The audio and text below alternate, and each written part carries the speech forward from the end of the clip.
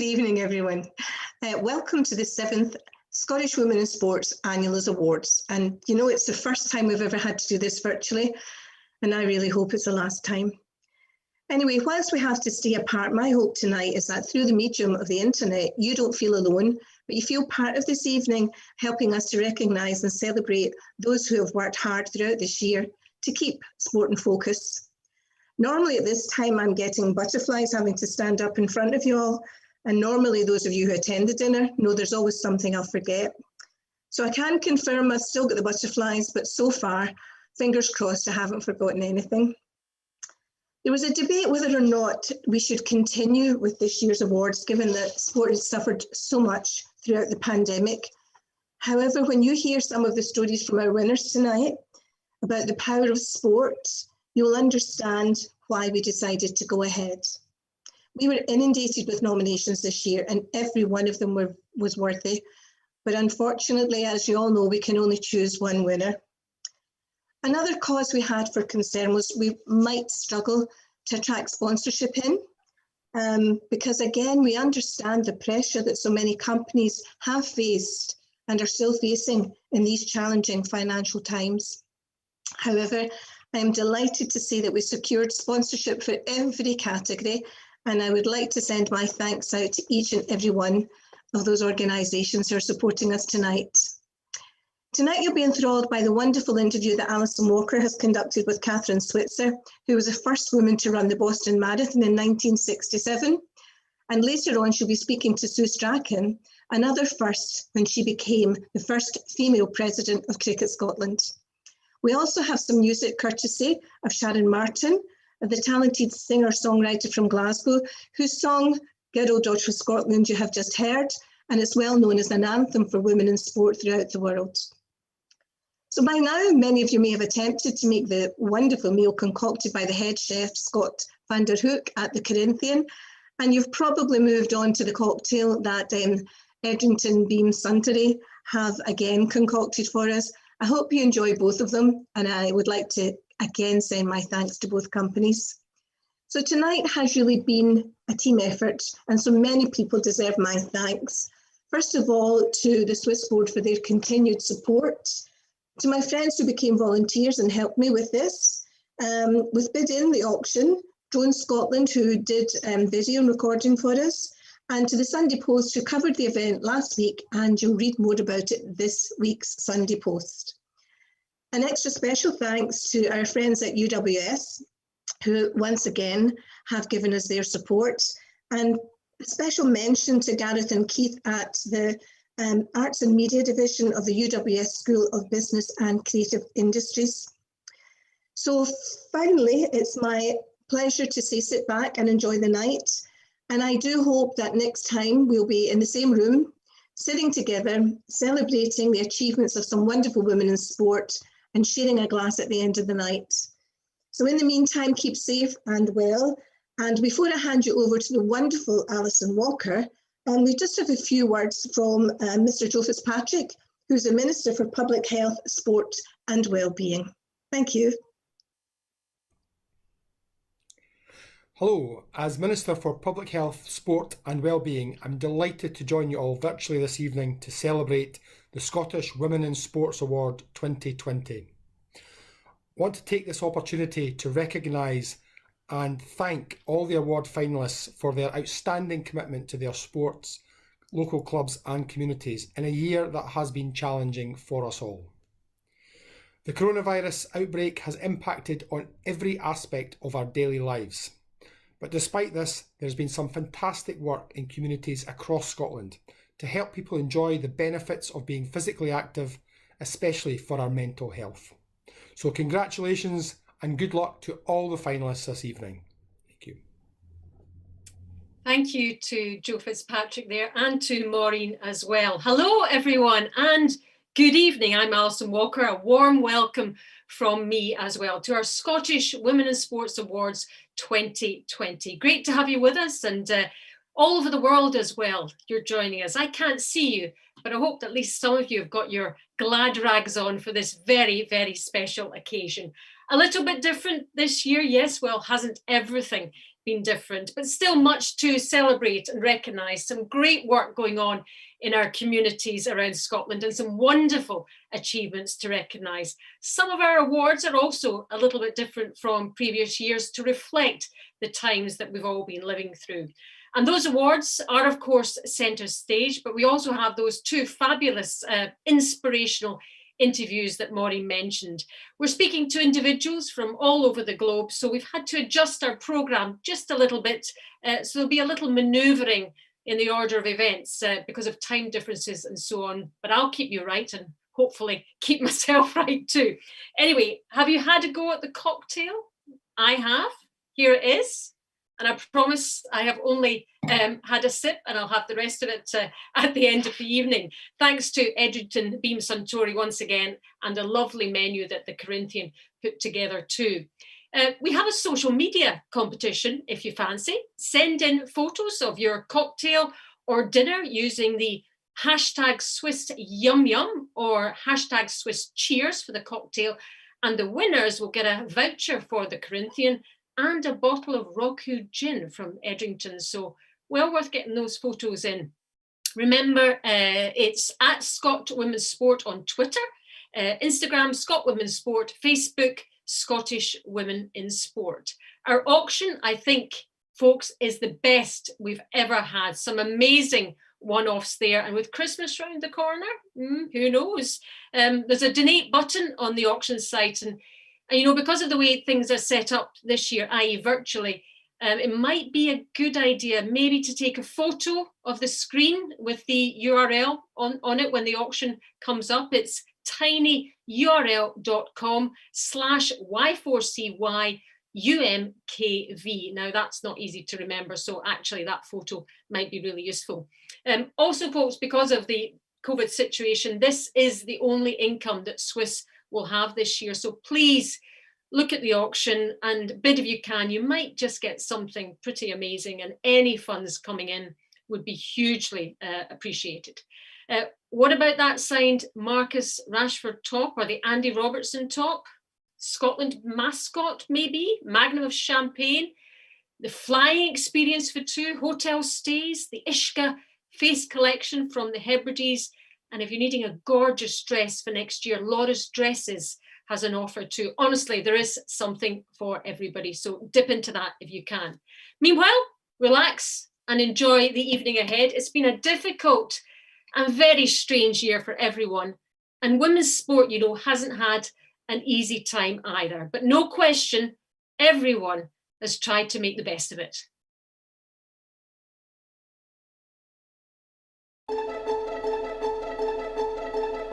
There's an awful lot going on, you know, in the rest of the world. I know for many people, including myself, lockdown has been difficult. You know, it's shit because I'm counting down the days right now. Like, I've missed a lot of A's time. I've, in a sense, put the whole of 2020 on hold just to revolve my whole life around the Olympics. You know, when that went, it was like, oh, like now what? So our routines have completely been changed. We've had to adjust to life living at home. Shout out to my mum and dad who allowed me to use their sitting room wall as a squash court. I'm doing various exercise challenges for people via my Facebook and on my social media. One of my favourite snacks to make is peanut butter energy balls. Why not try and have a bit of fun in these weird times? Just new little challenges for everyone. It's actually turned from what felt like quite a negative, uncontrollable sort of feeling to actually really aspirational. I think everyone has the same goal, you know, we are going to get back in at some point, so just staying positive and looking forward to that definitely keeps you motivated.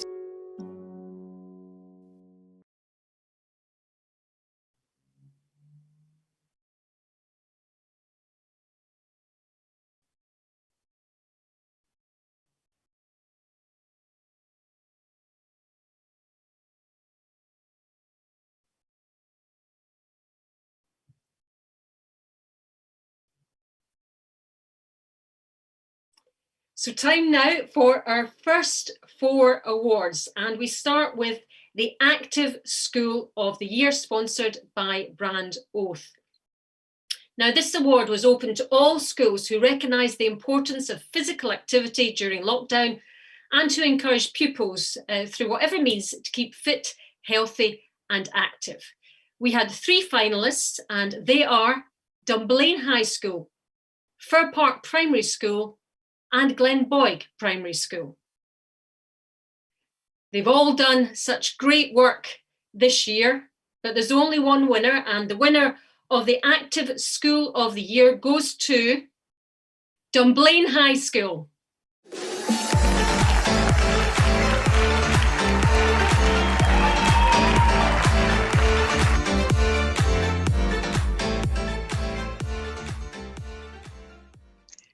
Yeah, congratulations to Dunblane High School, and Graham Watson joins us from the school. Welcome, Graham, congratulations. Hi Alison, how are you doing? Thanks, we're delighted to receive this award tonight. Yeah, you've been doing some, I know a lot of schools have been doing some great stuff over these last months. Give us an idea of what some of the stuff you've been doing. Well, you know, when schools closed, it was a really difficult time, and we've got a fantastic PE team in the school and a really supportive senior leadership team, and we agreed going forward that our focus, I suppose, and the goal for us should be the community's health and well-being. So everything we did as a school was based around health and well-being, and it was very versatile, so families could opt in and out as they pleased.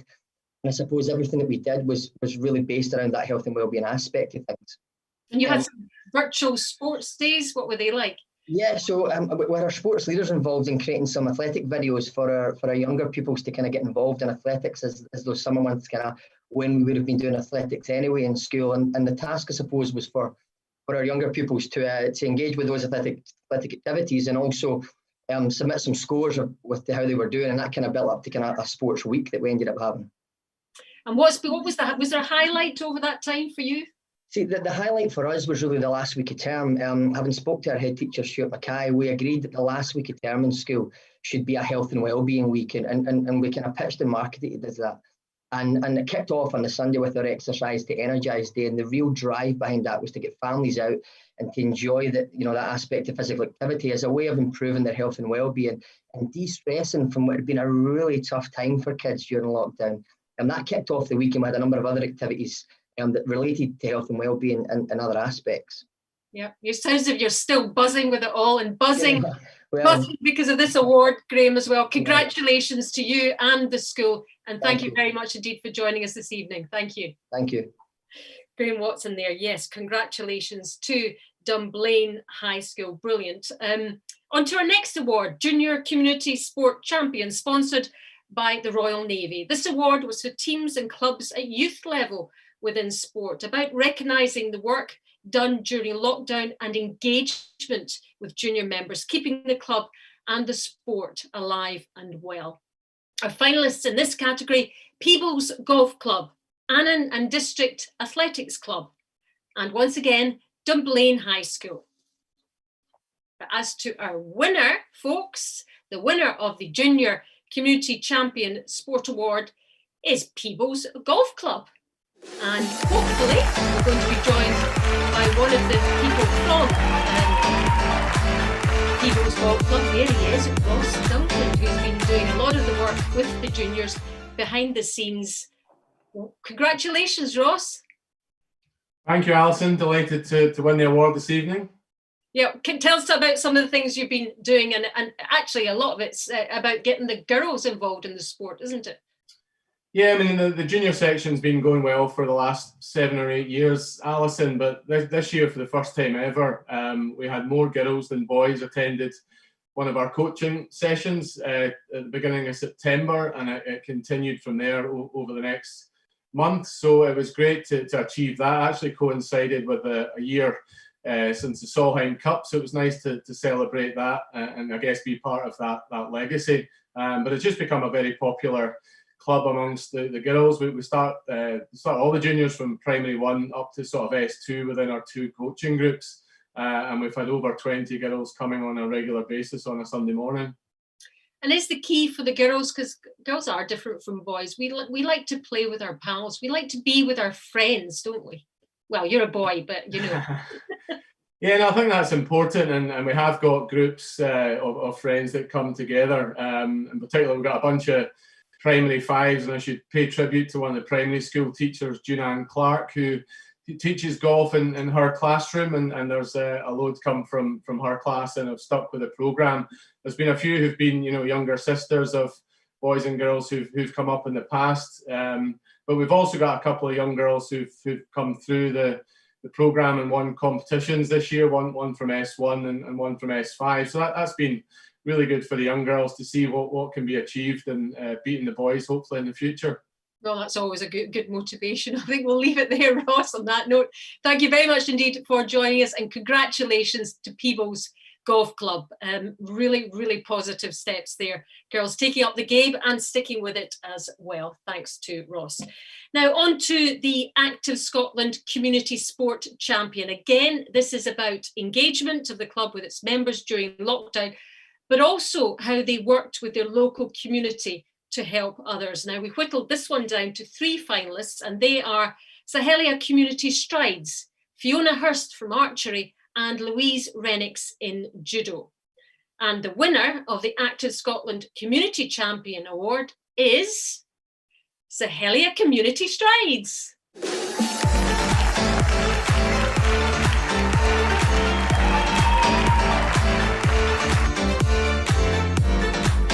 Hello there. Hello, Alison.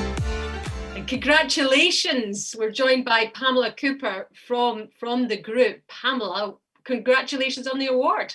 Thank you very much. We're absolutely delighted to have won the award. Absolutely delighted. So tell us a little bit about the group and some of the issues that the women face to be active. Well, Sahelia is a positive mental health and wellbeing organisation for Black and minority ethnic women. And we have the Wednesday women's group that runs, and it's made up of the students who attend all our groups and classes. Now, because the women are Black and minority ethnic, very often for cultural reasons, jogging is not considered an activity that they might consider. But when we were approached by Jog Scotland to run a jogging group, we thought it would be worthwhile to give it a go. So we set up a group for our women to come along and take part so that they could get fit and become jog fit. And it's been really, really successful. And it became particularly successful during the COVID period because it translated really well into an online class. Yeah, so you didn't have to draw. I was going to say, how did you draw them in the first place? To begin with, it was students who were attending our groups and classes that we were able to encourage one by one, and by going into the classes to tell them a bit about what the group was going to be about and what the benefits might be about. And from there, they came along to the group as a group of women together. And what was really nice about it was they came together to attend and made good friendships along the way. And for you, what's the biggest source of satisfaction? I guess seeing them get fitter? I think there's been remarkable increase in levels of fitness. I think there's been great enthusiasm, and you see that enthusiasm coming week by week. And there's been leadership within the group in order to meet together and to go along to it. And the general fitness level has greatly increased, so it's been fabulous. And what would be the next step for you guys? Well, we are hoping to train some of our women to become jog leaders so that they themselves can work with other women in the community to learn how to jog and become jog fit. Well, that's a great next step. Thank you very much indeed for joining us, and congratulations to the group. Please pass on our well-being and our thoughts to them. It's a wonderful achievement, and keep going, I guess. Yes, Thank you. We'll do. Yes, thanks very much. Thank you very much indeed for joining us. That was an absolutely brilliant story. Congratulations to Pamela and Sahelia Community Strides. Now, another very important award, loads of fabulous nominations in this one. This is the True Wealth Volunteer of the Year 2020, and is for a person or a group who, in the opinion of the panel, has worked tirelessly in the background to support athletes or clubs during COVID-19. It illustrates their dedication to their chosen sport. Again, fantastic nominees, and we have 3 wonderful finalists. We have Moira Taylor from archery, from hockey, Helen Montgomery, and in athletics, Nicola Moriarty. Only one winner though. And the winner of the True Wealth Volunteer of the Year is Moira Taylor from archery.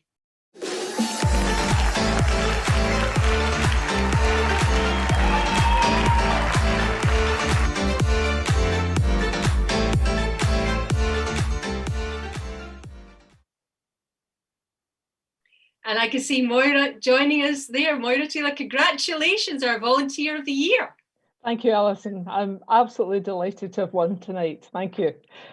You've done just about everything in any role that you can imagine in archery, and volunteering all the way through.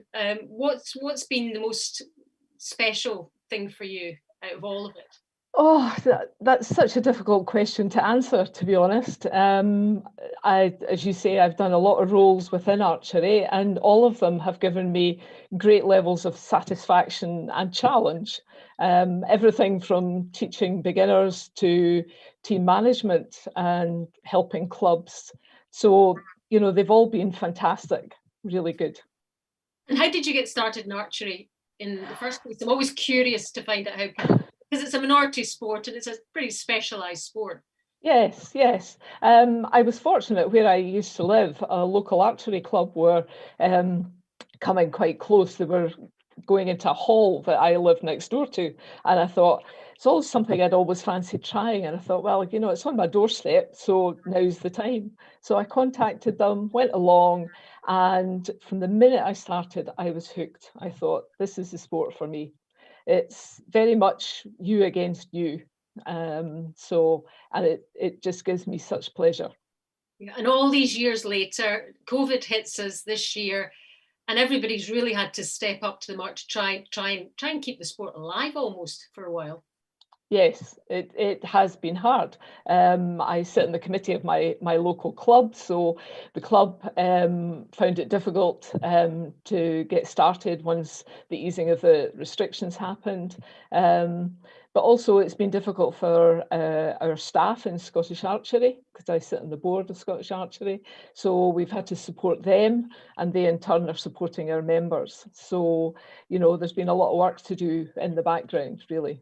And where is archery right now in terms of people being able to play and practice? Some clubs are not open yet because they maybe use school facilities, so they're not being able to get access to them.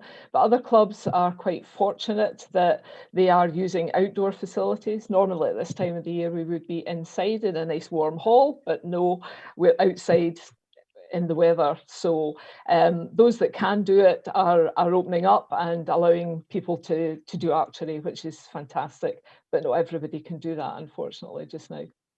But everybody at the club and the sport is mucking in, and that's really, really important. And you are the prime example of that, Moira. So thank you very much indeed for joining us, and congratulations once again on the award.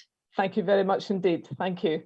Great that Moira could join us. Our Volunteer of the Year 2020. Those are our first 4 awards now, folks. We'll take a quick break away and just check on the auction. I'm going to look on my phone in case it's anything stunning on the phone. So, let's see. We've got the Rashford Manchester United shirt, 250. We've got on that. The Andy Robertson top, 300. Director's tickets for Hearts, 100. What else have we got? The Ladies Scottish Open, that's a complete one-off. There'll be no other signed flag like that ever again in the history of 2020. So that's worth having. 4-ball at Gullen Golf Club, that's still going well. Director's box tickets for Kilmarnock, if there's any Kilmarnock fans out there. Do you fancy that flying experience for 2? That's at 200 at the moment. That's a snip. Somebody needs to bid for that. There's meals for 2 at Chao Phraya with an overnight stay at Yotel. So auction going well, but you know, still plenty there for you to bid for. So get that moving. We've got the gin experience for 4 as well at Le Chardon d'Or.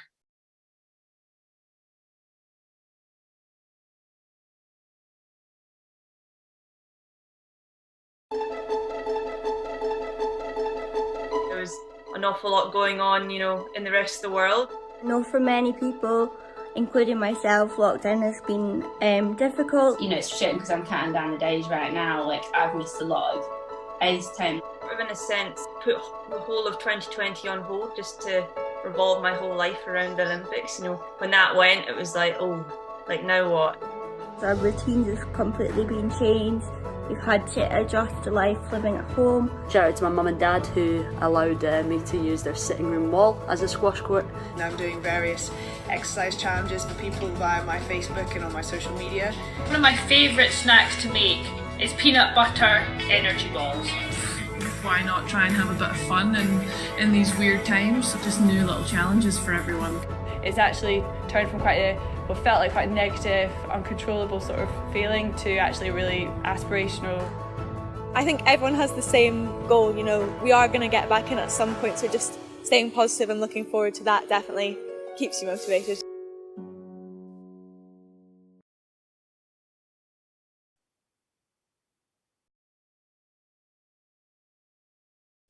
Now we have our finalists for Inspiration in Sport still to come, but our next guest really does more than qualify for that title.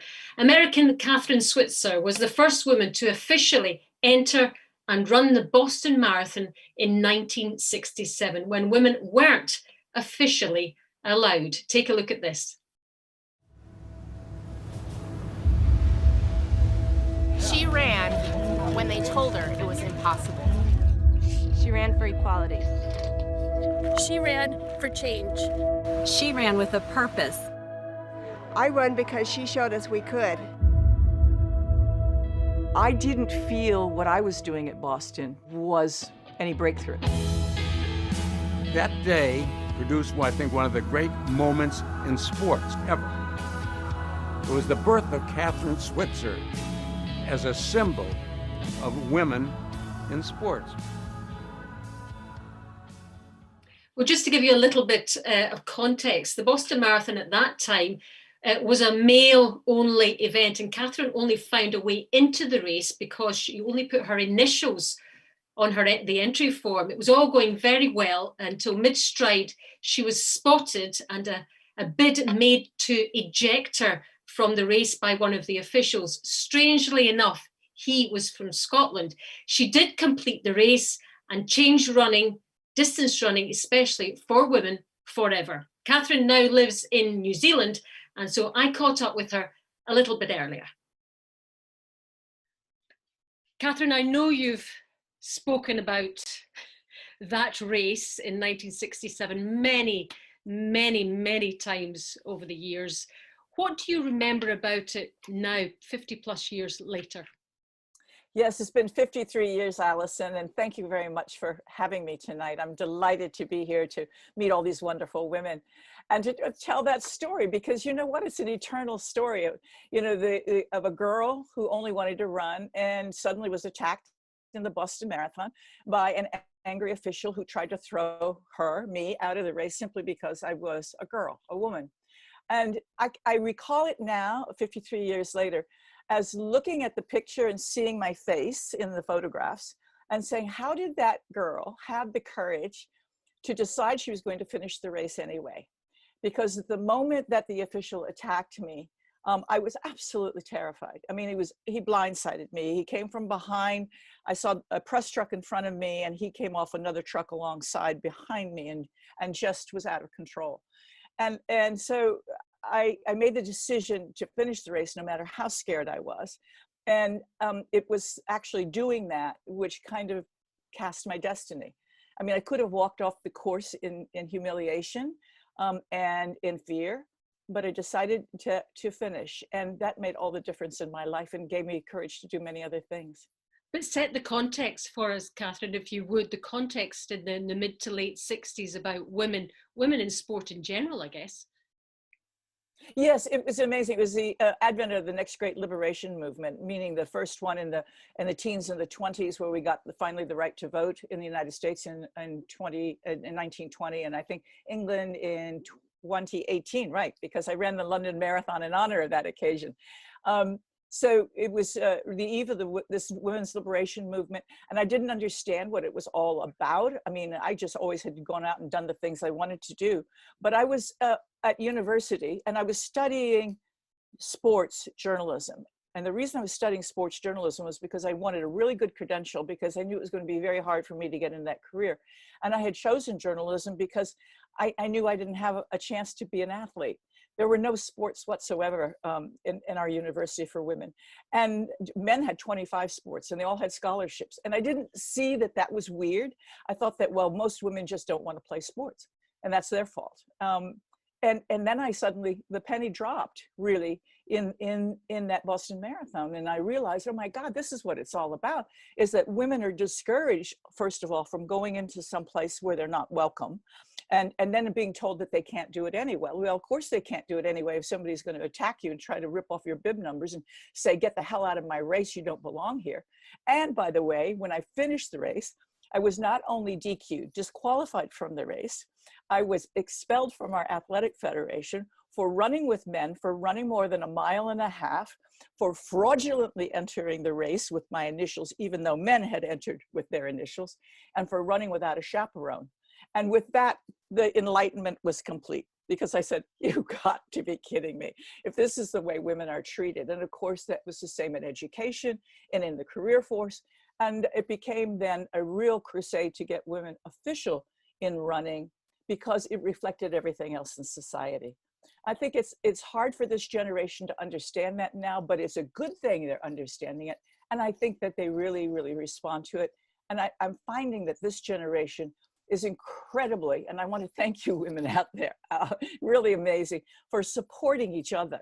Because if we had had that kind of support many, many years ago, and all of the previous generations of women, if we had supported each other more strongly, I think we would be further ahead than we are now. But hey, we are doing it now. And that's the important thing.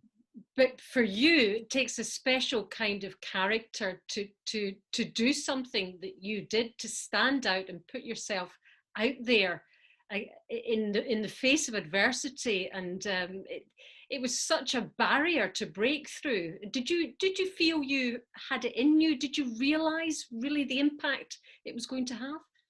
I didn't realize the impact, but I remember when I was training for the race, and the guy who was coaching me was a volunteer coach. He was a university mailman, believe it or not. He'd run 15 Boston marathons.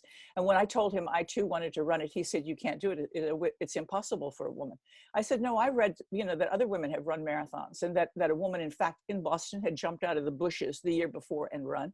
He didn't believe it, but finally said to me, if you show me in practice, I'll be the first person to take you to Boston. So I said, okay, I'm going to show you in practice. We went out to run the marathon one day, 26.2 miles. We finished the marathon distance. He said, oh, I'm so impressed. And I said, I don't think this was long enough. Let's run another 8K, another 5 miles. And we did. And at the end of that workout, 50 Ks, 31 miles, he passed out. And when he came to, he said, women have incredible potential and endurance and stamina, which is something, I mean, you Scottish women are proving in spades in ultra running. And we discovered this whole new universe. So when he said, okay, I promised I'd take you to Boston, he insisted I officially sign up. And I said, look, there's nothing about gender here. He said, of course not. Nobody would believe a woman could do this. And I said, but I'm going to be noticed if I'm wearing a bib number. And he said, I know, and I'm proud of you. I mean, here was a 50-year-old guy, a 19-year-old girl, and he completely was willing to put his reputation on the line for me. And I always say, from kind hearts like that, come amazing things. It was done. And when I got to Boston, all the guys were wonderful to me. I wish my wife would run. I wish my girlfriend would run. Give me some tips. So I didn't expect any kind of animosity. I expected some heckling from spectators, because I was used to that when I was out running. And I expected some scorn from officials, but nothing like violence. So, but I was buoyed by the fact that I had run 31 miles. And I'll tell you the truth, Allison, I'd been running since I was 12 years old. And every day I ran, I've been running for 62 years now. And every day I run, I have a victory under my belt that nobody can take away from me. It's magic. And by the time I got to Boston, age 20 then, I had been running for 8 years. So I felt, hey, I'm limitless. I'm fearless. I'm going to do this. I felt on top of the world. Yeah, you'd found your thing very early on.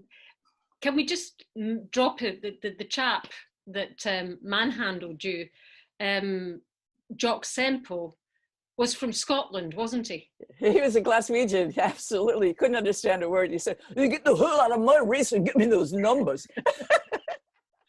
But what was his reasoning was he was an athlete himself, and he had a vision for the Boston Marathon, didn't he, and for athletics in general. Yeah, you know, I feel sort of sorry for him. We became best of friends, by the way. I'm going to fast forward on that. We became best of friends. I was just with him also a few hours before he died. I mean, forgiveness is really, really important, and I had forgiven him by the time I ran over Heartbreak Hill, for heaven's sakes. Yeah, he was called the angry overseer of the marathon because it was his baby. He protected it through the war years, and they wanted, you know, the people in Boston said, "Oh, let this crazy race go." He loved it, and he nurtured it and kept it alive. And so he didn't suffer people fools, because there were a lot of kids and college pranksters who would come and jump in the race, and people wearing signs saying "Eat at Joe's Bar and Grill" and try to get on the front page of the newspaper. And so he thought I was just another prankster. And he was tired. The weather was terrible. He was trying to get the race off on time. And he just lost it. I mean, he did have a short fuse, however. And he defended himself. He said he was absolutely in his right to attack me. He defended himself for 5 years. And during this 5-year period, we women had gotten together, kept running really well, and got official status in the Boston Marathon in 1972. And that really began to open the floodgates. And in terms of the floodgates, marathon running for women in the Olympic Games.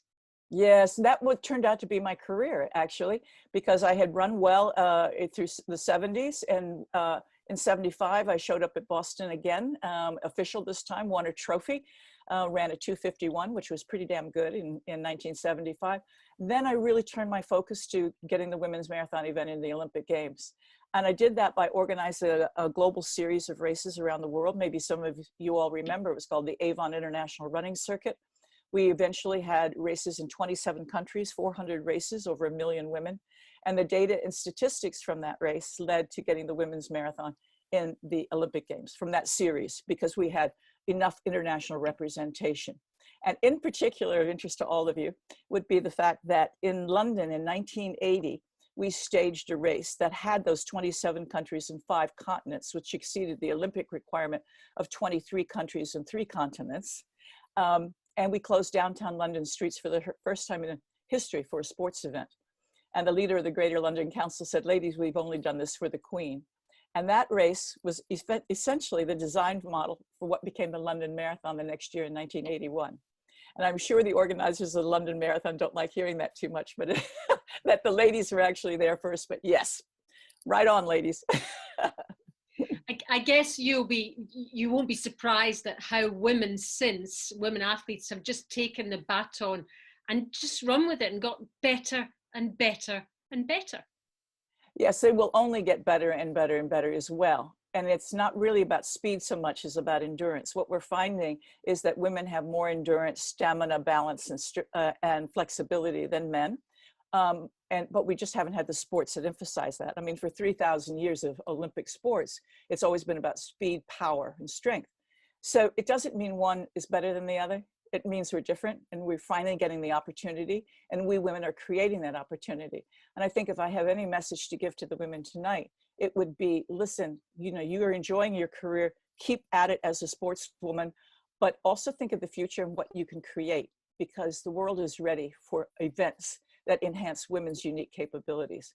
When we have a lot going for us now, we have birth control, so we can control our biology, we have nutrition, we have equipment, we have health. Despite COVID-19, we have health. And basically, those are things that previous generations never had.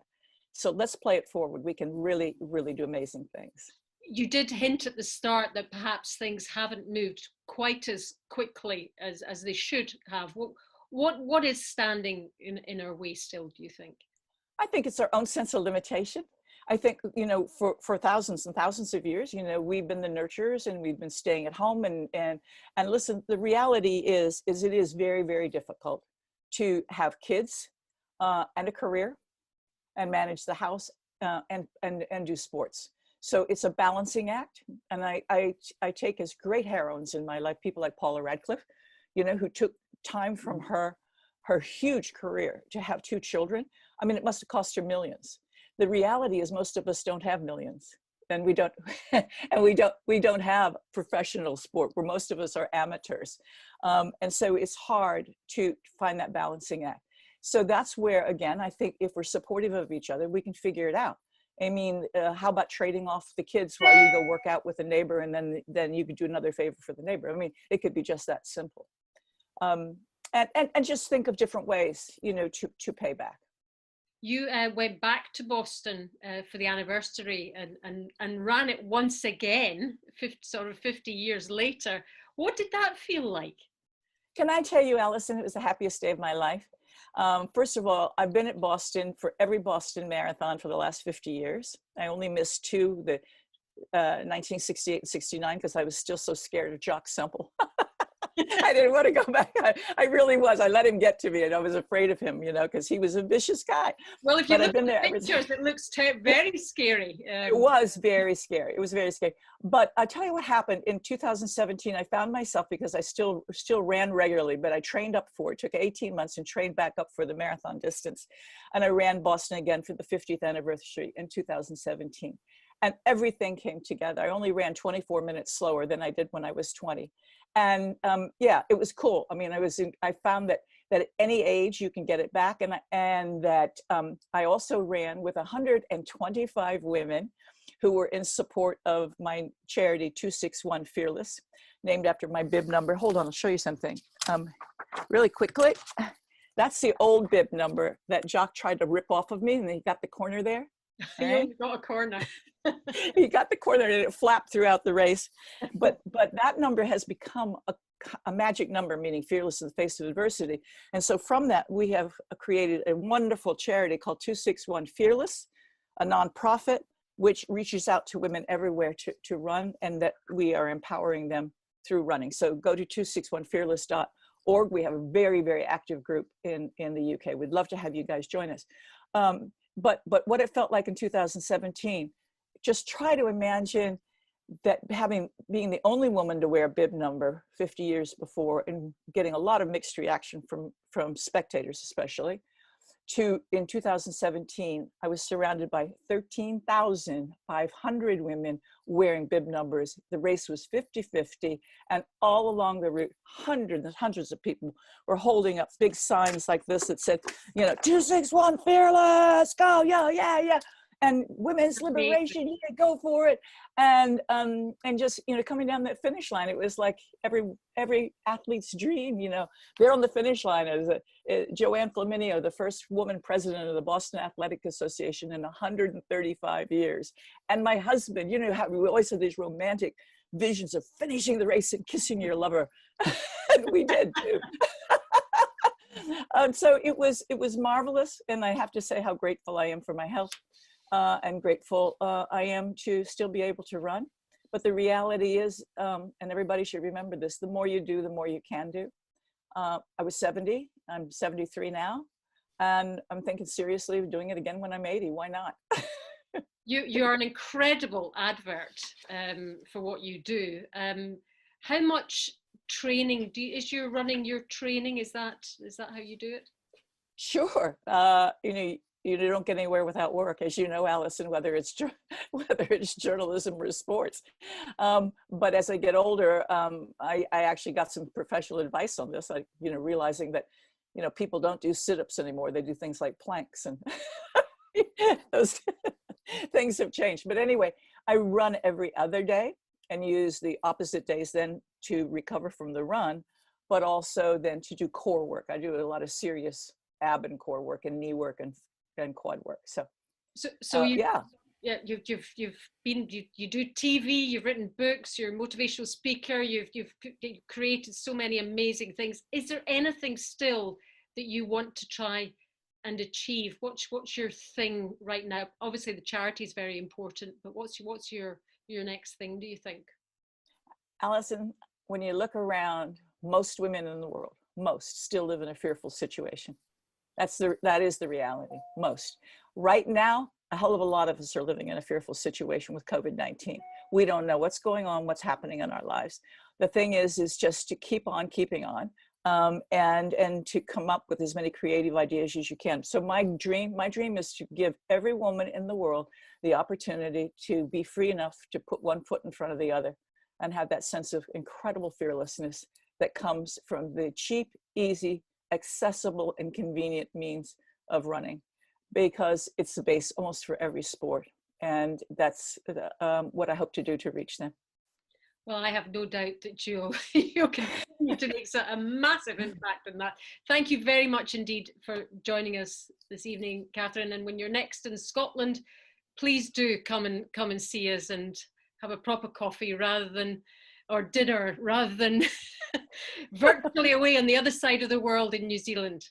Oh, right. I think I would love to do that, Alison. I wish you all a wonderful evening. Have so much fun. Wish I was there to have a little scotch with you. And I'm sure a little bit of it's going down tonight. Have fun. Thank you. Yes, what an absolute treat that was for me. I think it's one of the best interviews in terms of enjoyment that I've ever done. What an exceptional woman, and continues to be so. A reminder that her charity 261 Fearless, the number on her running vest in 1967, if you want to find out a little bit more. And at 73, she is still running marathons. Amazing. Still lots more to come tonight. Awards, of course, plus music from the wonderful Sharon Martin, and an interview with Scottish Cricket's new president, Sue Strachan. But we're going to our main award of the evening now. This is the MG Alba Sportswoman of the Year. This is for the athlete who has achieved excellence in their sport during 2020, representing their country on the international stage pre or during COVID. 3 brilliant finalists. Hockey legend Kath Cuthbert. Kath retired in August 2020 after a wonderful final year as Scotland captain, with the highlight helping Scotland win promotion to the top tier of European hockey. We have Emily Nichol from netball, a siren, a leader on and off the court. Emily was part of the Strathclyde Sirens 1920 squad, who in their first home game drew one of the largest audiences and highest ticket sales to date for any one match held at Glasgow's Emirates Arena. And we have Laura Muir, who continues to fly the flag for Scottish athletics, even in the most difficult of times. The 27-year-old was suffering from a calf injury at the end of last year and didn't manage to get on the podium at the World Championships in Doha. However, after recovering, she has dominated the world stage in 2020, setting a British 1,000 metres record and clocking impressive 1,500 metre times to lead the world rankings. 3 fantastic world-class athletes as our finalists for Sportswoman of the Year. Our winner, though, only one winner of the MG Alba Sportswoman of the Year is Laura Muir.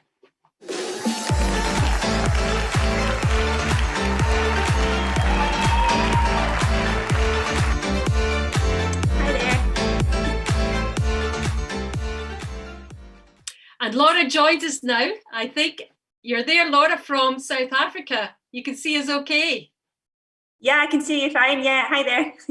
Congratulations. We'll get your reaction in a minute, but we're just going to have a quick look at one of those fantastic performances, this one in Monaco. Let's take a look.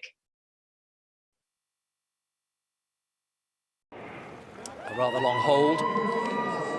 2 pacemakers, Nimitz and Trost, who've been tasked with going through 400 metres in 64 seconds and 800 in 2:08, which is exactly 4-minute pace. Look at that gap is getting bigger and bigger. 20, 25 metres. Laura Muir means business here. The world lead just outside 4 minutes. And the meeting record 3:57 by Gudaf Tsegai. But Laura Muir piling it on here. Obviously had a word with Andy Young beforehand. They had a plan.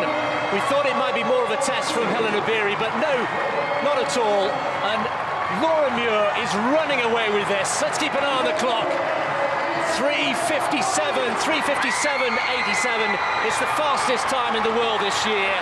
Laura Muir, a solo act in the last 400 metres there. Brilliant front running from the European champion.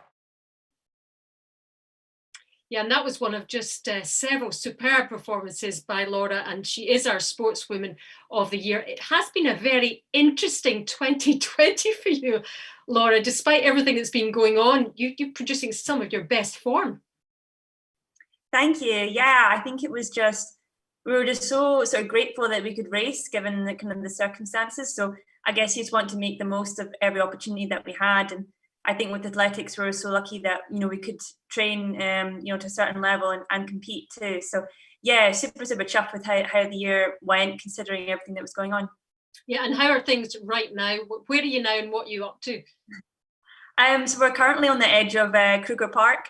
It's our rest day tomorrow, so we're going to go on safari tomorrow. But yeah, we've been training in South Africa for a couple of weeks and got another couple of weeks yet as well. But yeah, working hard and training hard ahead of next year and hopefully doing well at the Olympics. Are you missing the dark, drizzly, cold streets of the West End of Glasgow? Surely. Yeah, you always miss a little bit of home. We did have a thunderstorm yesterday, so it might be warm, but we're not avoiding the rain. So, but yeah, it is nice to have that little bit of sunshine, that little bit of heat, and it just means you can train better and a better quality. So yeah, fingers crossed, everything goes to plan and I'll be in good shape for next year. You've obviously got a very good training partner as well, and you do keep each other going, don't you?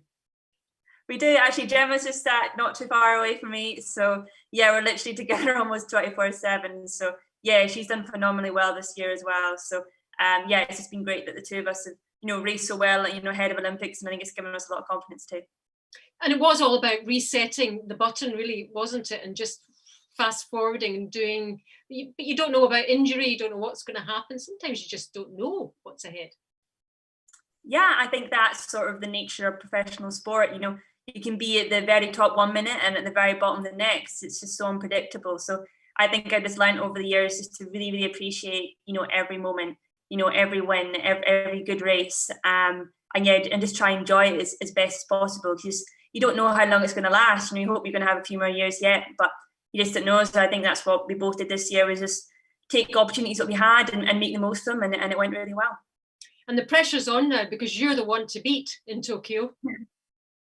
Yeah, I guess given how I've ran this year, it does put me up there. So, but yeah, I take a lot of confidence from that. I take the pressure I see as support more than anything else. So yeah, just looking forward to training hard over this winter, and yeah, hopefully everything goes ahead next year.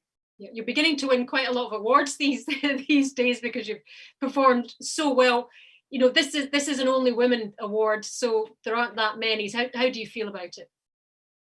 Yeah, it's a huge honour, and I think especially from being from Scotland, a woman in sport in Scotland, it does mean a lot, because I think it's a really great sort of example for the young ones, and yeah, it does mean a huge amount to me. So yeah, thank you so much for this award, and congratulations to the other nominees as well, because Scottish women in sport, we're doing so well right now. So yeah, all the categories are always really, really stacked, and it's very competitive. So yeah, a big honour to have won the award today. But yeah, congratulations to everybody else that's won an award this evening and going on later this evening, because everybody's done so phenomenally well. As have you, Laura, and congratulations once again, our MG Alba Sportswoman of the Year. Thank you very much indeed for joining us, and enjoy your safari tomorrow. Don't let anything chase you. Oh, you'll probably outrun them anyway. Yeah, probably be okay. Thank you. Thank you, Laura. I'll let you get to bed and ready for your day out tomorrow. Laura Muir, congratulations once again. Absolutely fantastic award winner, and I can't wait to see her in Tokyo next year, leading the way. Right, after that, let's check once more on the auction. I'm going to just get it back up on my phone because I can't see it on my screen. So I'm just going to catch it again, see where we are at totals. Let's get a few more bids have come in here, folks. You need to get back into it. Where are we with the Rashford top 250, Andy Robertson top 300, directors tickets, they're going quite well. Still plenty here that you can make a bid for. What about the Versanta restaurant? That's beautiful food there. Cocktail masterclass at the Grand Central for 10 people when things begin to settle down. These are all here, some brilliant auction items. So So get bidding if you can, folks. We don't want you to miss out. I think we're closing at about 10 o'clock, so you've still got a little bit of time. Right, let's move on to our next award. And next we have the Specsavers Most Compassionate Role Model of the Year. This award is presented to an individual at any level within their community, school or sport who's helped others flourish during the pandemic. So really, really important award. Our three finalists are Megan Glancy from Active Schools, Sarah Rind and Hazel G from football, and Nazreen Chowdhury from Jog Scotland and the Tayside Smilers. All very worthy winners and worthy finalists, but we had to pick one. So the Specsavers Most Compassionate Role Model of the Year is Megan Glancy.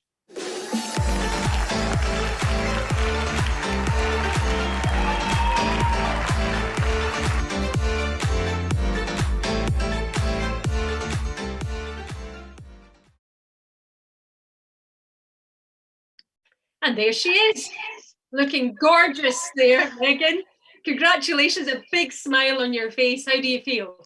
Thank you very much. I'm very honoured and delighted to have won this award. I'd just like to say a big thank you to Fiona and Leslie from Active Schools in South Lanarkshire for nominating me and supporting me over the past year as well. It must be lovely to know that you have that support and that they also really appreciate what you do, and that's important. Yeah, well, thank you very much. It goes both ways, to be fair. They give me the opportunities, I take them, and I appreciate everything that I get given as well. Yeah. How did you start volunteering, Megan, in the first place? I started when I was in 6th year at Holy Cross High School. I was part of the Sports Leaders programme there. And my Active Schools coordinator at the time, Laura, she came in and told us all about the opportunities through Active Schools, getting into primary schools, high schools, getting involved at events and stuff, and she got me involved from then, and I've just never looked back. And what kind of things have you been doing, certainly from a sports point of view with the kids? What kind of things do you do? Kind of breakfast clubs, lunchtime clubs, after school clubs, events, community clubs, and I've also been involved in a couple of sports panels, both locally and nationally as well, and part of the Sports Council in my local area. Yeah, and I know you're quite into your football, aren't you? And you've got some girls involved in football too. Yeah, I was part of the coaching team that took the Hamilton Accies Girls Community Club for primary 1 to 7 girls, and I've been involved in quite a lot of girls targeted activities and through Active Schools in South Lanarkshire as well. What do you love about it, finally? What do you love about it? I just love seeing the kids develop, enjoy themselves, have fun, and it's also great to give some kids opportunities that they maybe not had otherwise. So, well, good for you, and keep it going, Megan, because you love it, and they obviously love you too. So, congratulations once again on the award, and thank you very much indeed for joining us this evening. Thank you. Okay, that's Megan Glancy, who is our Most Compassionate Role Model of the Year, sponsored by Specsavers. Well done to her. Up next, we have the UWS Innovation in Sport Award. Now, more specifically, it's the Arts and Media Division of the School of Business and Creative Industries at the University of the West of Scotland. With this award, we were looking for new ways of delivering and promoting girls' and women's sport during lockdown, whether it be online or any other innovative approaches. So 4 finalists this time in this category, actually due to the high numbers and also the quality of those entries as well. So they are Scottish Athletics, Scottish Disability Sport, Scottish Squash and Netball Scotland. And the winner out of that bunch is Scottish Athletics.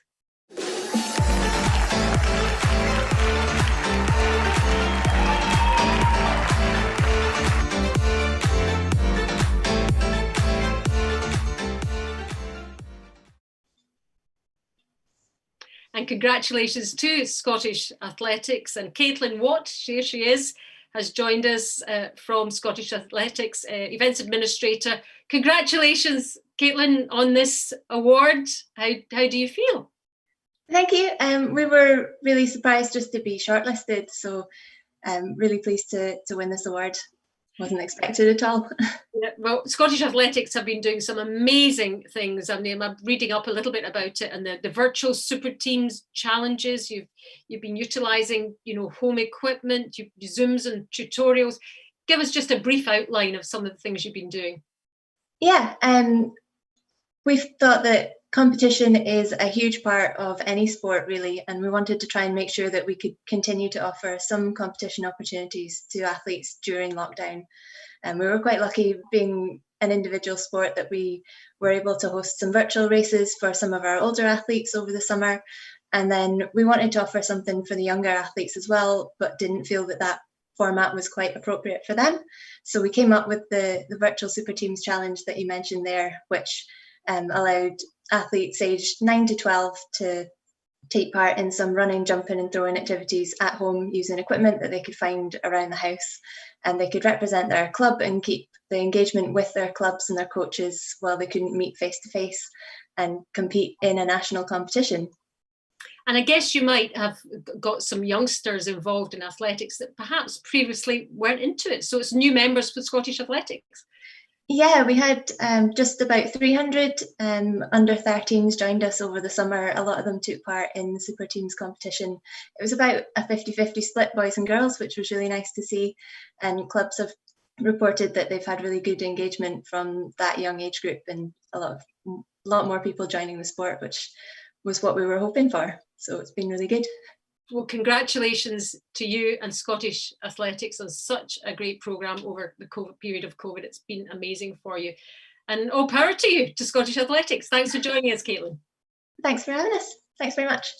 Yep, thank you to Caitlin, and congratulations once again to Scottish Athletics. Great to see, everyone thinking out of the box in such difficult times to keep their sport going. Our next award is Frame Excellence in Communication in Sport Award. Again, another really busy category. This award is all about connection. It's about how coaches communicated with their athletes or clubs, keeping them involved and active during lockdown. So the finalists for this one, we have Louise Howitson, horse riding, Nancy Davidson, athletics, and Louise Rennicks in judo. 3 very worthy contenders, but our winner is from the judo world, and it's Louise Rennicks.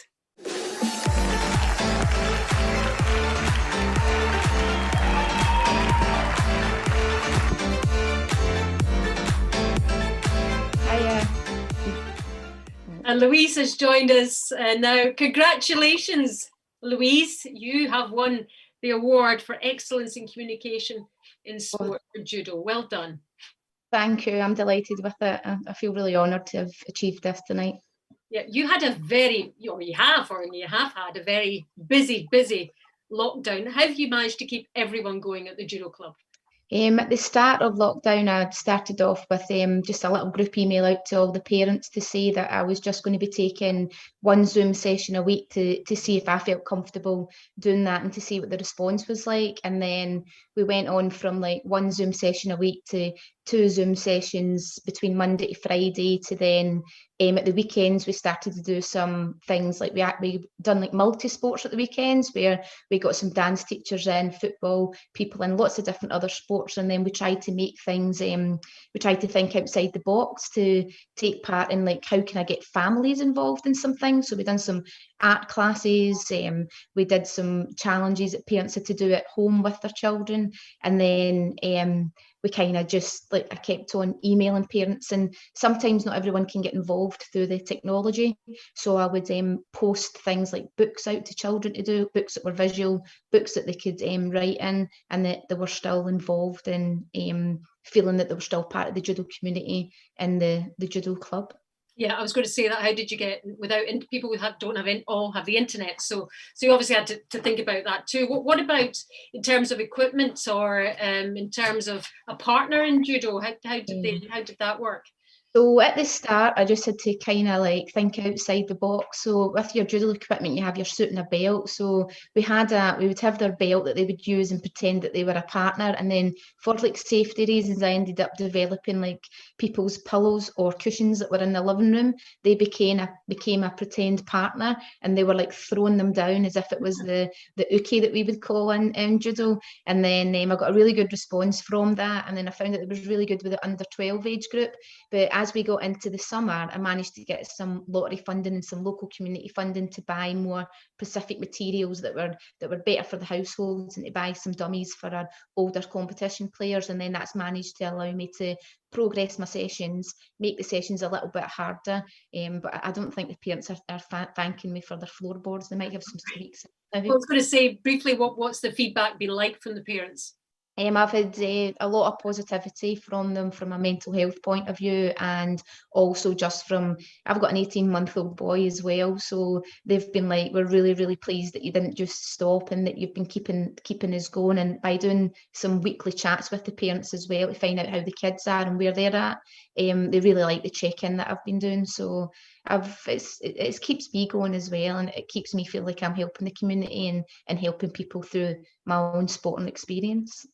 Well, well done you, and congratulations on winning the award. Very, very well deserved. And thank you very much indeed for joining us, Louise. Thank you. Yeah, congratulations to Louise Rennicks, our Frame Excellent in Communication Award winner. Auction again, folks, just another wee reminder to check it out, see where you are with the bidding. There's something for everyone there. I'm going to be talking to Sue Strachan about her life and times in sport, and specifically cricket, in a moment. But shall we have a little bit of music first? It's over to Sharon Martin with Carter Scratch.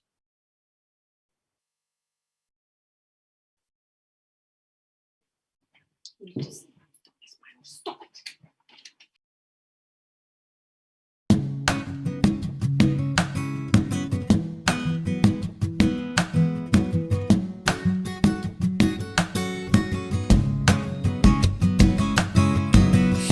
Behave, do what you're told. Keep yourself pretty, don't grow old. Do all the work, then be ignored. Woman, from the silver screen to the centerfold, if you show a lot of flesh, you'll be adored. Choice of coercion makes my blood run cold. Break out, break out, break out of yourself. Reach for heaven and I'll kick up hell. Don't tell me a man will never be matched. Was a woman's work, the Carter Scratch.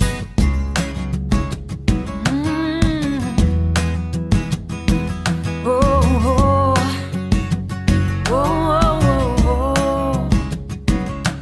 I am Rosa Parks, I am Lady True. I am a hidden figure from a history book. Your silent sister trying to get to school there. Gun is in my face, what you gonna do? Break out, break out, break out of yourself. Reach for heaven and I'll kick up hell. Don't tell me a man will never be matched. Was a woman's work, the Carter Scratch. Does it glorify the boy? Put him on a great pedestal.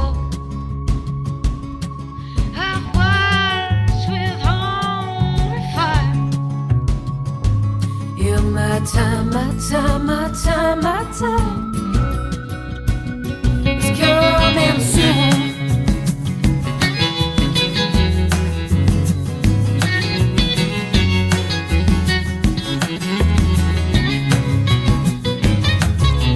Shut up, behave, do what you're told. Keep yourself pretty, don't grow old. Do all the work, then be ignored. Strong woman is something to be celebrated and not feared, crushed, undermined, spoken over, stopped, humiliated, shamed, blamed, discouraged, controlled, and told that to be worth anything in this world, she just has to be thin and beautiful and look young forever.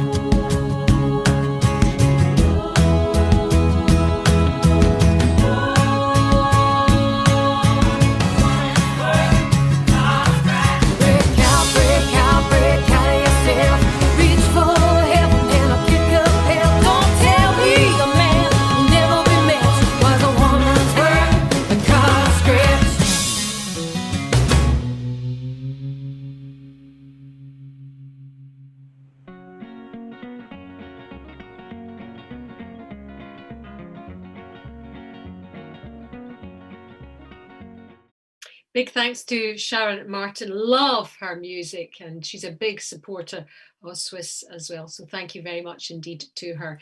Now it's time for our chat with Sue Strachan, the first woman president of Cricket Scotland in its 150-year history. Sue is a sports nut, I think that's fair to say. An all-rounder in terms of participation, a masters squash champion, good at hockey, late developer in cricket, in between being a kidney doctor, a mum and a volunteer. Right now, most of her passion is directed towards that sport of cricket.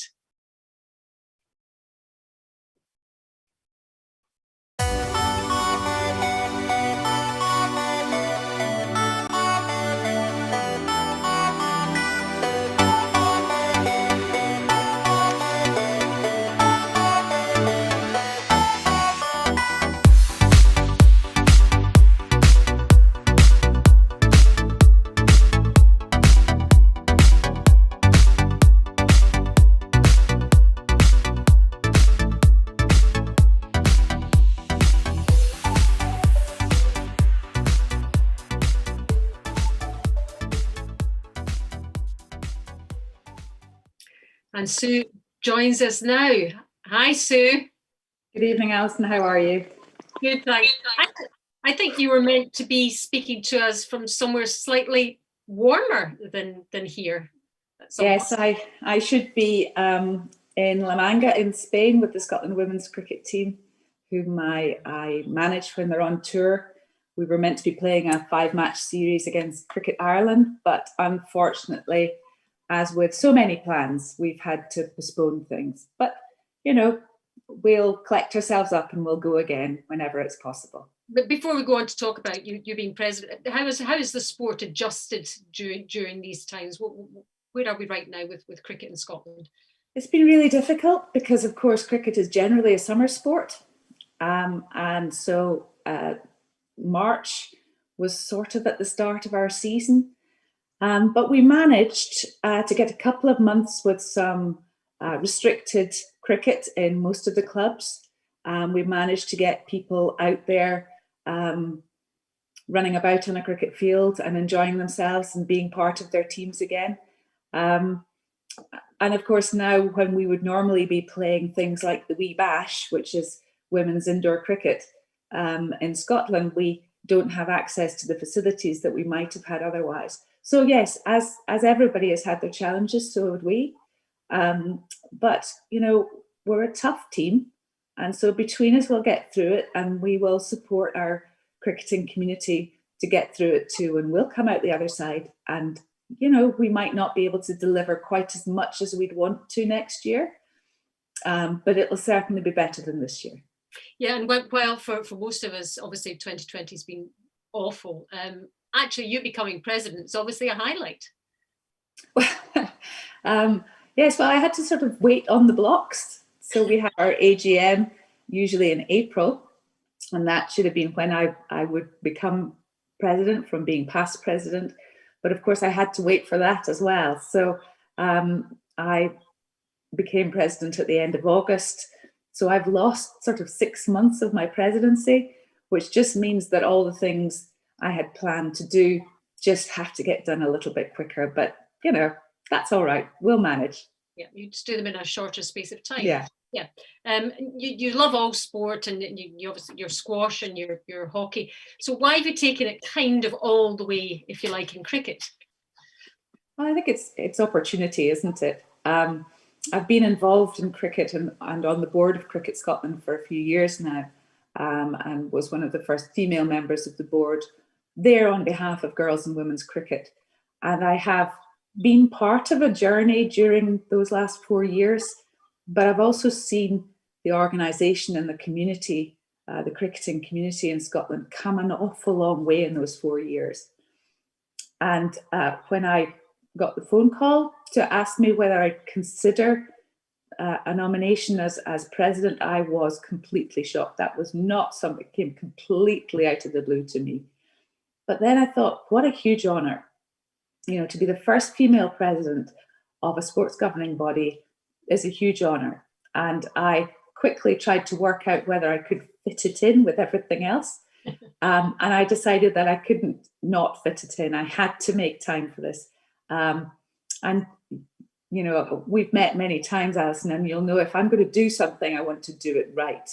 And so I really want to throw my heart and soul into making a difference, but into being a good president that works for the organisation and that works to improve the organisation. And obviously, I'm going to come from a women and girls sport background, so I'm going to look at things with a slightly different lens, and I'm going to try and create as much opportunity for women and girls in our sport as I can while I'm here. Judy Murray always talks about women in sport need to be in decision-making positions to change sport for women and girls, and it's the diversity that a woman brings to the table too. Yes, I mean, we look at things in a slightly different way. We understand women and girls because we are women and girls, and so we understand the differences about what sporting experiences women and girls are looking for. And I think the breadth of experience that different women and girls are looking for. So some will be looking for performance sport, a clear, transparent, fit for purpose performance pathway. And I think we have that now in cricket in Scotland. And we have some very inspiring young women playing for Scotland who inspire me every time I spend time with them. But at the same time, we have women and girls who want to come together socially to enjoy some sport, to do something where there's no fear of judgment, to do something just that's fun and at the same time is healthy and is good for your mental and physical health. And we have different forms of cricket that will suit all of those different, it's like ticking a different box in your head. So the different forms enable us to do that. And that's why I think it's such an exciting sport for girls and women. It's a very, at your level around the world, it's all about men in these decision-making positions. What kind of challenge is that? What kind of, I'm not saying resistance necessarily, but that will be challenging, I think, at times. I think it is a challenge, but I think Maureen and I at one point said, you know, it's quite good to be a pioneer. The responsibility of a pioneer is huge. I mean, Kathrine Switzer there, what an amazing pioneer.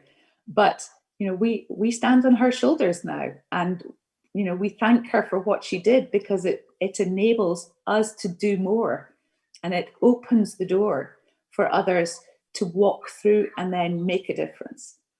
So yes, it's challenging, but I'm up for the challenge. You know, I'm up for discussing rationally and reasonably, perhaps how we could do things better in a very positive way.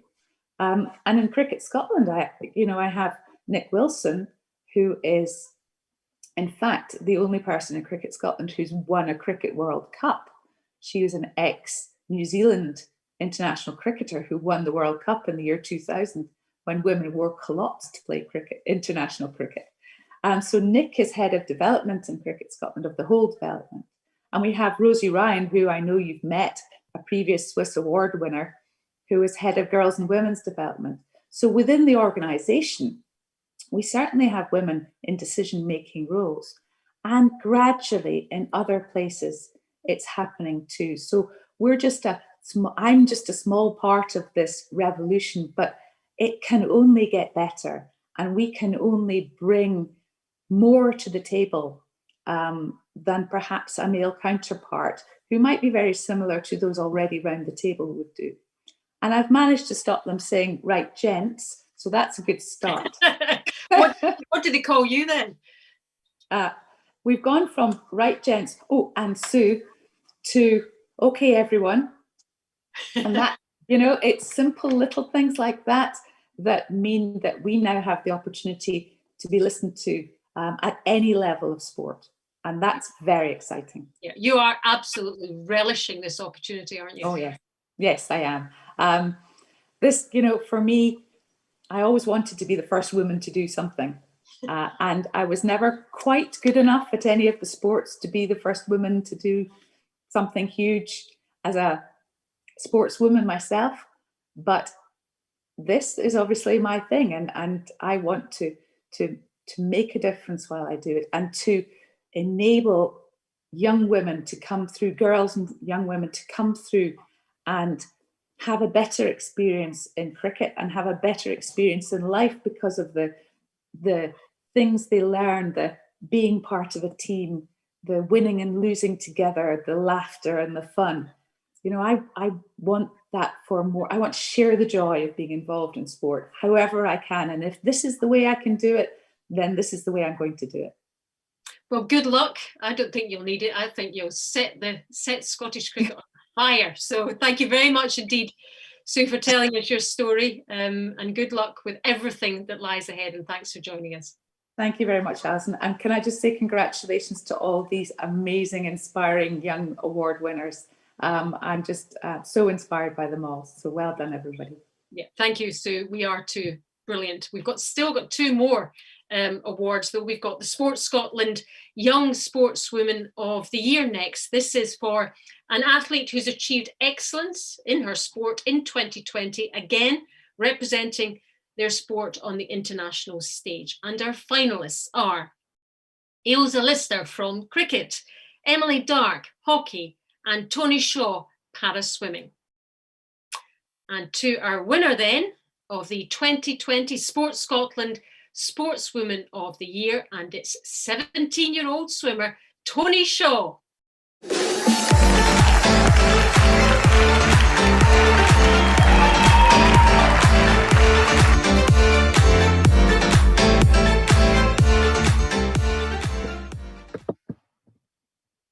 And Tony has joined us there with a big smile on her face. Congratulations, Tony, our Young Sportswoman of the Year. How does it feel? Thanks so much. It's such an honour. I mean, this year's been a bit crazy, so I don't really know what I've done to deserve this award, but I'm very happy to have won it. Well, the way you've progressed in your sport over quite a short period of time is incredible. We've got British, European, world records as well. What stands out for you as a highlight so far? Definitely being part of the British relay at the World Championships.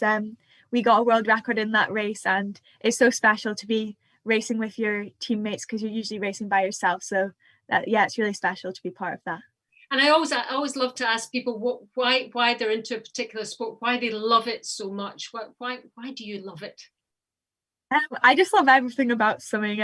I've done it since I was really young, and I think it's just being with your teammates. It's so fun, and I think I realised quite early on that I'm not too great at any other sport, so swimming's definitely the one for me. Swimming's your thing. And I remember you were the youngest member of Team Scotland at the Commonwealth Games. What was that experience like? So special. Obviously it was in Australia, so that was amazing, and you don't get to represent Team Scotland very often, so that was really special. And what about those multi-sports experiences? I guess are you looking even further ahead to Paralympics? Is that on your radar? Yeah, hopefully. I think everyone is targeting Tokyo, and it would just be a dream come true to be able to go there. And seeing athletes from all sports is always surreal. You know, you just kind of look at them and you're like, wow. And you're one of them. Don't know about that. Well, you're on the journey. You're almost there, and you have won our award tonight. So congratulations, Tony. It's absolutely amazing, and keep going and keep training, and we'll watch out for you next year. Thank you. Thank you very much indeed for joining us. Tony Shaw there, absolutely fantastic. Watch out for her in Tokyo as well. Our final award, folks, is the Swiss Inspiration in Sport Award. And how important is this right now? This is for an individual who's overcome adversity and continues to thrive in sport, or someone who perhaps has used sport to help them go forward, to help them in their lives. So 3 brilliant finalists yet again. We have Kaylee Haggo from Para Athletics, we have Michaela Osborne from hockey, and Danielle McKinnon from equestrian. What about our winner out of those 3 wonderful contenders? The winner of our Swiss Inspiration in Sport is Kaylee Haggo.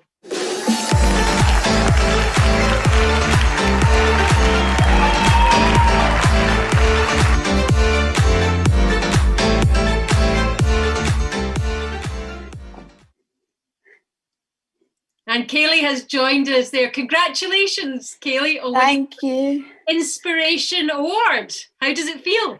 I'm absolutely delighted to win this award, and especially at such a strange year. I'm just honoured, so thank you very much.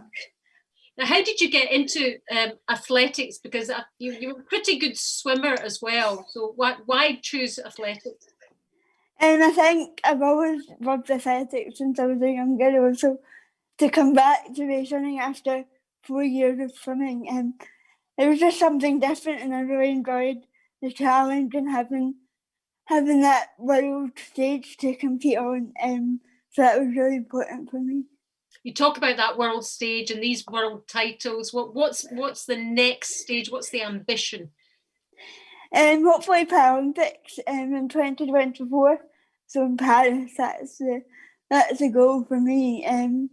Unfortunately, race running is not going to be in Tokyo, but hopefully it's going to be in Paris, which would be really exciting, and it would be a huge step up for race running and the sport in general. So yeah, that would be really exciting. And I know you like working with other youngsters who perhaps have challenges, but you want them also to realise their dreams too. Yeah, I'm really lucky to have a job with Active Skills as disability sport coordinator. So within my role, I develop disability sport across South Ayrshire, trying to get other young people and children and adults involved in sport and just inspire them to do what they want to do and do what at anything is possible, really. So that's what I want to get across, and I just love my job, so I couldn't ask for anything better. And how many hours do you put in training, Kaylee? I train 6 days a week at the moment, so I have a Sunday off, which is always quite nice. But I'm working full time as well, so just trying to find that right balance of working and training and obviously recovering as well is really important. Yeah, you must absolutely love what you do to have that kind of busy schedule. It's amazing. Congratulations on winning our Inspiration Award. You truly are an inspiration, and thank you very much indeed for joining us. Thank you. Yeah, congratulations to Kaylee. She's targeting the Paralympics 2024 in Paris. We wish her well. Wow, congratulations to her, and indeed to all our winners and our finalists. And you know, this is actually when we would normally give them all a huge round of applause. So shall we do that anyway? I hope you're all doing it at home. Here we go.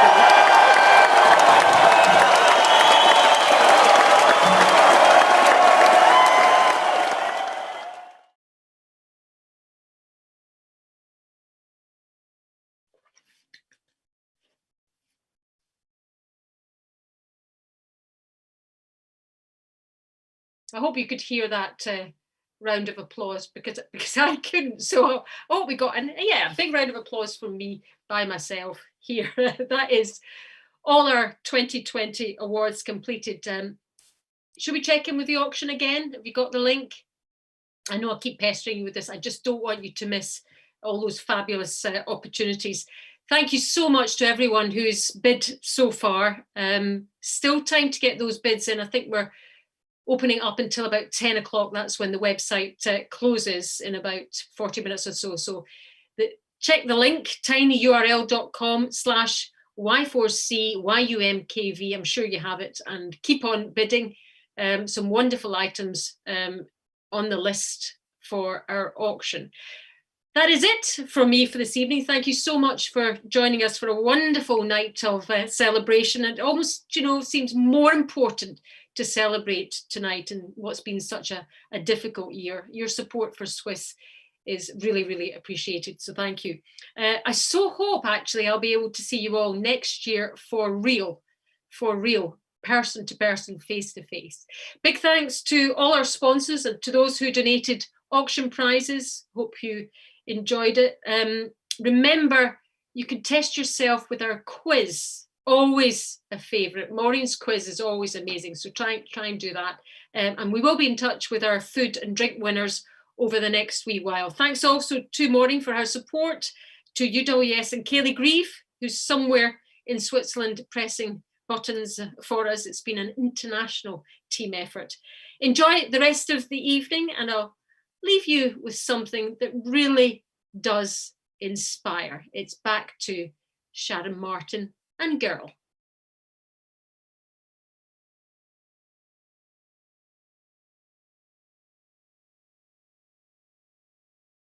We've marched 1,000 miles, fought hard for our rights. Through history we've played our hand, the great woman of this land. Heroism we have seen, Mary Barber's Reign Army, Jane Haining, righteous among nations. 'Cause we are doctors, lawyers, mothers, footballers, first minister, poet laureate, we're on the move, and I'm telling you, the glass ceiling's going, we're coming through. Rise up, take the stage, play your game, don't be afraid. You're a work of art, or Jones of Arc, always be proud of who you are. Girl, you gotta hold your head up high, don't let this moment pass you by. You can be anything you believe you can be. Girl, this world is waiting just for you, so go and shine and live the truth. You can be anything you believe you can be. So let's boldly build new roads, sports stars and role models. 3 silvers made Olympic gold, Catherine's legacy we'll follow. It's up to all of us, stand up for what we love. Feminism is an energy of heart and soul, humility. So husbands, fathers, sons and brothers united, we'll fight for each other. No country is more fitting to inspire the world we live in.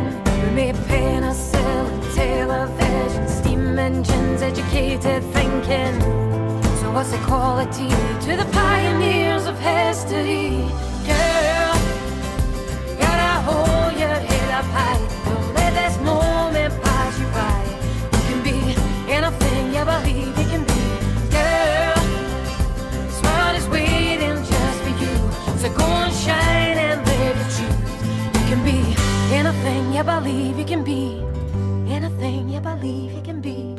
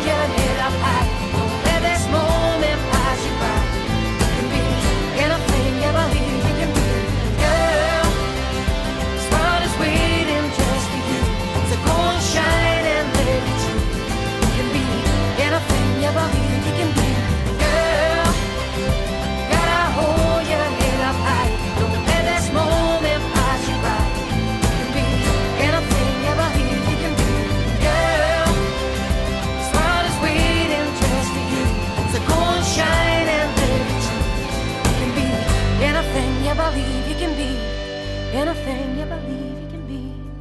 Anything you believe you can be. Anything you believe you can be. This is a video about bikes, and then a little bit more. It's about learning something new at 5, 12, 35 or 64. It's about going to work and skipping the traffic. It's about fun and doing a wheelie. It's about pushing yourself and going up that hill really. It's about being brave and attempting that jump. It's about being with friends and hitting that stump. It's about getting back up after you've fallen and fist-bumping pals after landing a trick. It's about helping each other and being more quick.